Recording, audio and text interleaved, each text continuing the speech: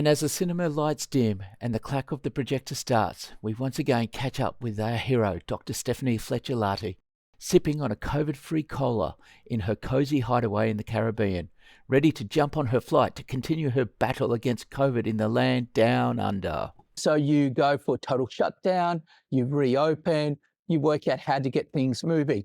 And so things are now looking relatively rosy. Yeah, there is a global pandemic going on, but then you decide to make another move. And so here we go, James Bond time, back on a plane, and you head for Sydney, Australia.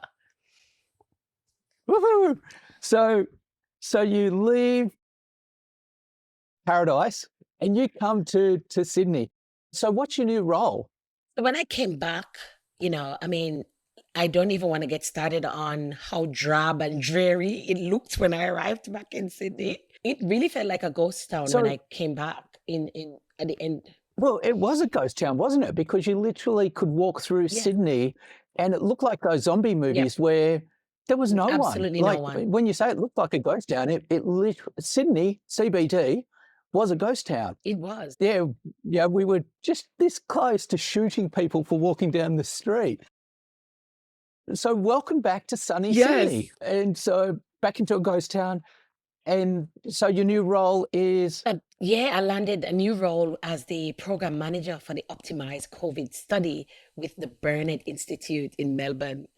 I was working remotely, by the way, like everybody else. Yeah. Everyone who was working in the building was still working remotely because there's no way you could ever walk back into whatever you were doing. So you're heading back to Australia. What were you expecting to see in terms of how Australia was dealing with it? And then how did it compare to what you actually saw? And so I think my expectation was, this is my Australia. We've got the best expertise in the world. Our day-to-day life had been something, I worked in public health as an epidemiologist here. And we could deal with a measles outbreak. We could deal with a Ross River situation. We can deal with all the Legionnaire's disease in the world. And I got back here and I was like, wait a minute. Where's everybody? What's going on? And, I was quite taken aback at how quiet everything was, like naturally outside. But I could see that the machine was pretty much running in the background. But what surprised me, though, was the padlock on the gates, the borders of Australia, the virtual iron gates. I came on a plane from the USA, and I've done that journey from LA to Sydney multiple times in those big Boeing 787s, which carries about 500 passengers. I was in first class, and there were literally 4 of us in the entire first class, which seats about maybe 50, 60 people. And the economy section, which seats probably another 400, was absolutely empty. There was literally less than 50 people in that big old plane, right? So that was really shocking.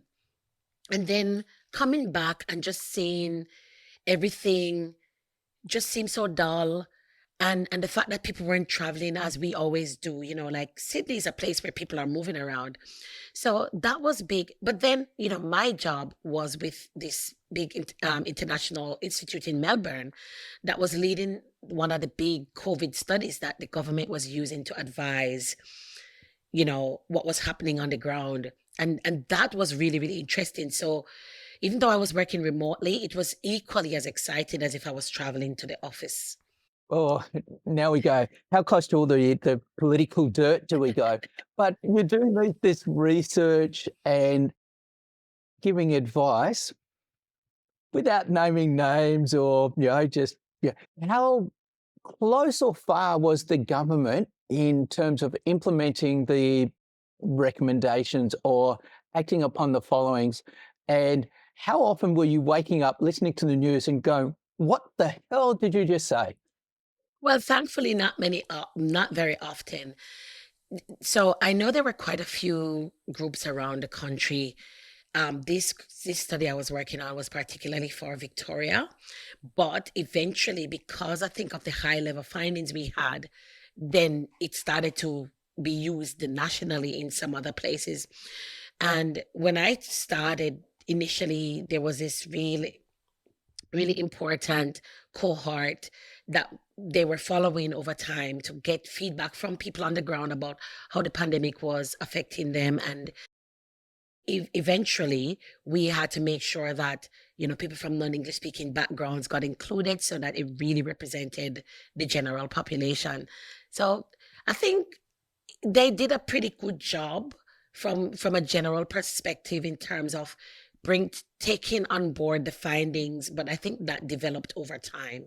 And this is the year that Melbourne went into extreme lockdown, That's wasn't right. it? So, okay, so all of our international listeners, Australia and New Zealand, the way they dealt with COVID was almost unique. We're islands, like we don't let people in. So we aimed for zero. We wanted no COVID at all, and we achieved it. Like we literally had days where we were measuring the number of COVID cases in double digits, whereas the rest of the world were inviting tourists in.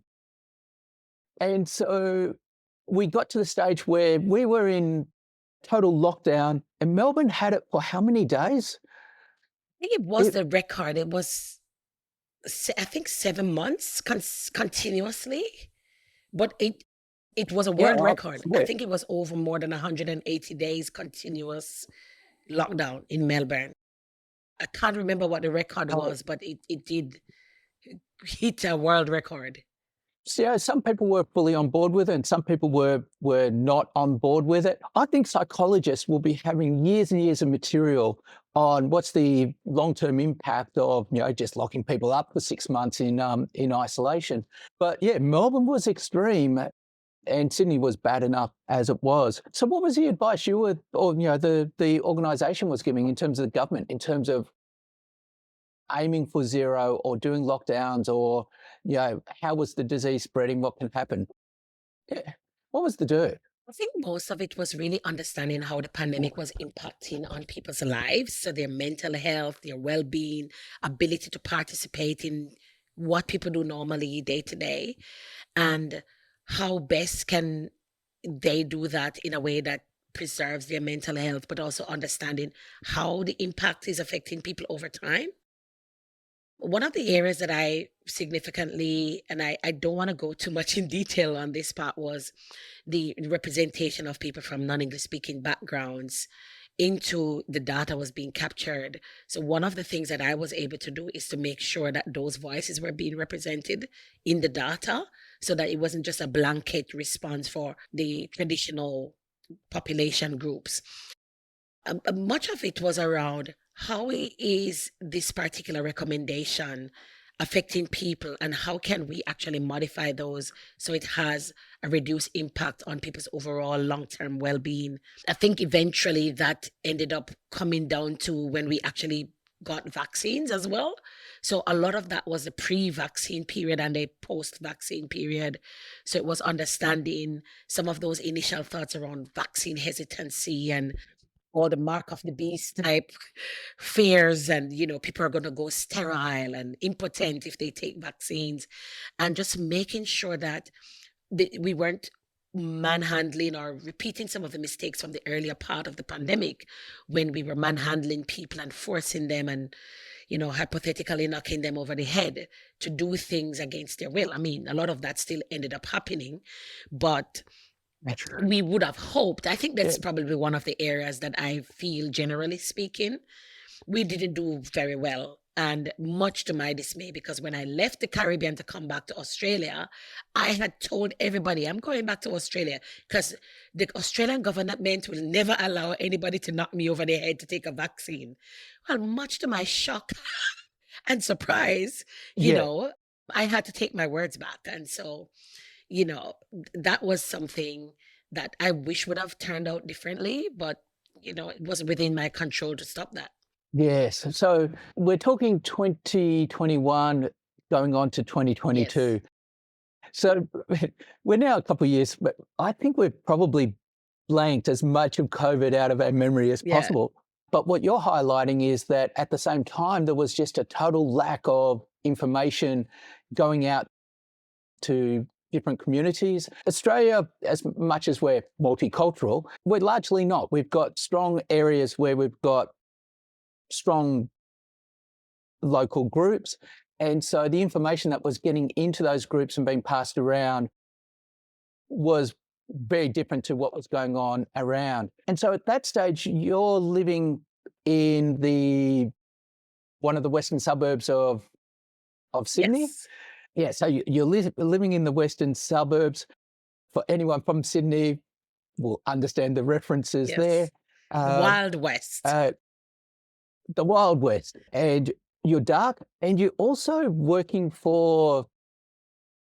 with COVID. So what was your experience like in the community? So forget about your job. What was life like at home? The life at home was probably a little bit more quiet because there was just nobody around. But it was a major challenge. There were lots of important things that happened. I lost my mom during the middle of 2021, who was in Jamaica. Sorry to hear. In Jamaica, and I could not leave to travel to see my mom. So that was one. Then there were all these people who were either giving birth or losing someone. And it was so different because, in the multicultural context that we live, people support each other. And as a lot of us as migrants, we don't have many family members here. And under normal times, or as us epidemiologists would say, in peace times, these people are your community. These are your tribe. So can you imagine going through major life experiences, giving birth, losing someone, and not being able to have your tribe around you, to have people there, which has really, really significant impact on your mental health. So it was a very dark time for us in Western Sydney. Churches were closed down. As you can imagine, Western Sydney, it's not just one faith group. There are multiple faith groups, very strong faith groups live in the area. So people are unable to gather to do the things that keeps you together as community. A lot of collectivist societies and backgrounds in this area. It really had a major impact on the life of communities. One of the things was I had a young child, and having been in lockdown for so long working overseas, when I came back to Australia, my young child, who was just turning 3, he really wanted to go to the park. He had been in isolation for so long because of my role as an expatriate and a diplomat overseas. He wasn't really able to go outside. So coming back home, and I remember him just crying about, I really, really would love to go to the park, sit on a swing. And those were some of the frightening situations where one of my friends actually gave birth, and another friend went to visit, and the neighbors called the police on them. That's the kind of context we were living in. And I could go on and on and on about it. It's in the past now, but this was our reality, that life was just like some of those movies that you see about 2040 and what you think happens in the future when civilization has come to an end. It felt like that in Western Sydney. And in one sense, we've got the benefit of hindsight, but we also don't know what would have happened if we had done nothing. So would millions of people have died if we literally had done nothing? All we know is that having done what we did, people didn't die. But then, so the reason why I asked about your personal life is because you've got the Sydney response, the Melbourne response, you're professionally advising into that. At the same time, you've come back from countries which have gone in a different path because of necessity and gotten on with life and trying to make it work. And then on the personal front, you're going through personal tragedy, but you're looking at everything else that's going on. One thing I want to add in as well from a community perspective. So I'm connected to community groups. And one of the things that was happening was I also felt there was this kind of responsibility on my shoulder, because I spent so much time interpreting the science, to break that down into simple, easy language for communities to understand, especially groups that were really concerned about.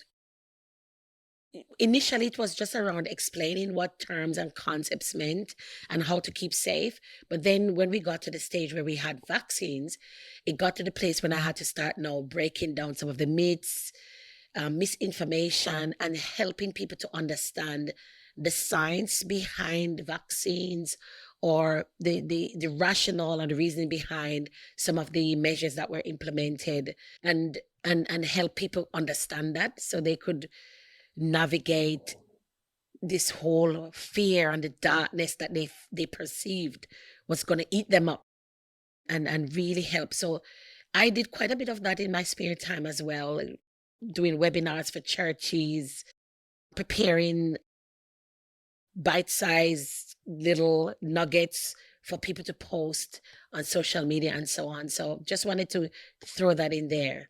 Yes. So as much as you're advising governments, the practical impact is, what you were saying, trying to say to small communities and just publishing. Was that official or unofficial? I did some of that in my role in Burnett, a big project that we actually developed on how to communicate to these, multicultural and culturally diverse backgrounds. But eventually, I was doing unofficial stuff just through the communities that I'm associated with on the ground. Like, you can't just take your badge off and say, I'm just Mrs. Lartey. People know who you are. So they start to call you up, little organizations start to call and ask you. And then sometimes you just hear people say things and you think, oh, I have that responsibility. I need to help them understand what this means and how they can actually live within the context of all the regulations that were happening without losing their mind as well. Australia was quite extreme in terms of it was virtually a state, and thankfully has managed to make look worse than Australia now in terms of being a state. And this comment is now going to get me banned from ever traveling to the for the next 3 years. But yeah, we literally had a government that was shutting down conversation, and so the ability to have Q&As just really didn't exist. So if you're stepping into community groups to answer their questions, our international viewers probably won't recognize how amazing that is to actually have someone who's prepared to step in front of a group and say, hey, what questions do you have? Because they were largely just being suppressed. Listen to us, do what we say, don't ask questions. And that was pretty much 21, 22. Yep. And so the vaccine's rolling out, and we basically go, unless you're vaccinated, you can't do bang, bang, bang, bang. And once again, in the benefit of hindsight, we can say, was that a good decision or not a good decision? But the personal impact of, you have to accept what was being done. And then you've got, communication, miscommunication, ethnic groups not being heard. That was the landscape in Australia. Another interesting aspect, the media definitely was racist, and the government, in terms of the policies, were they bordering on being racist? Or I definitely think there was a lot of racial profiling across the board. We saw it on the ground in our communities when police would follow certain people home. It happened to my husband and my son. A police car followed my son home, which was absolutely ridiculous. He came home, parked on the street, and they accosted him right at the gate. And it was like, how ridiculous can one get? And that was probably one of the very mild examples, but they would be highly prevalent in certain communities where, there's a very high proportion of, dark-skinned people or foreigners and people from non-English speaking backgrounds. It was so blatantly obvious, right? we also had the classic of, we had a COVID outbreak over Christmas, I forget which year it was, in the Northern Beaches. And what's really good about COVID is it doesn't spread between rich people quickly. And so it was okay for them to continue on having Christmas with their family as long as they were rich in the northern suburbs. But then a couple months later, we had a couple people in Bankstown with COVID, and suddenly we had 3 LGAs just locked That's down for right. 6 months, because what we know is that COVID spreads rapidly between people with no Yeah. money. I So was here. It was yes, it's 2021. how a It disease. was definitely 2021 Yes. because I was here when that travesty happened. So it's good that we can identify the causes for disease spreading, poverty, Yes. and the things that. So in one sense, I'm reflecting on this going, damn, I didn't want this to be such a depressing episode. At the same time, I'm thinking, wow, this has been like, in one sense, it's interesting reflecting back on how we were as a people and responding, because I think it makes it a lot harder for us now to point the finger at Americans going, what the hell, how can you be putting up with what's going on when there is definitely a degree of trust or whatever. What I love about this conversation is there's the information that you're providing and you're trying to do the best. You personally are trying to do the best in your job and stopping the spread of disease. And then at the same time, you're feeling the total weight of what's going on. So it's not like you're outside doing this experiment over there. You're not immune. So let's now jump back into James Bond mode. And you're now the jet-setting international, we're going to save the world. So you finish that job and you jump on a flight, and when, where, what? So yeah, by the end of 2021, I was getting ready to go to the Pacific to work again as an advisor, this time as a COVID advisor in the Solomon Islands. And this was pretty exciting. And that's where we suddenly stop again. Bit like Melbourne, really. Just long enough to start getting going and then, bush, nothing. Now you'll have to wait another week to hear the final instalment.